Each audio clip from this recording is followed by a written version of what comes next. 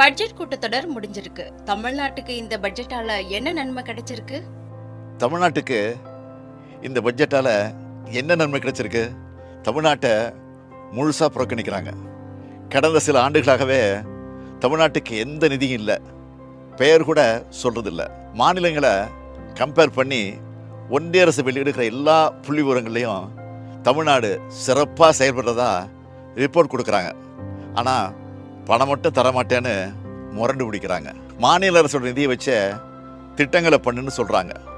மாநில அரசோட நிதியை வச்சு நாம் பல திட்டங்களை செஞ்சுட்டு இருந்தாலும் ஒன்றிய அரசோட நிதி பங்களிப்பு கிடைச்சாதானே இன்னும் சிறப்பாக செயல்பட முடியும். நம்ம பசங்க படிக்கிறதுக்கான நிதியை கூட கொடுக்க மாட்டாங்கன்னா என்ன அர்த்தம்? ஏற்கனவே கொடுத்துட்டு இருந்த நிதியையும் கொடுக்காம நிறுத்தினா என்ன பண்ணுறது? இப்படி ஒன்றிய அரசு தொடர்ந்து நம்மளை வஞ்சித்து கொண்டே இருக்கு.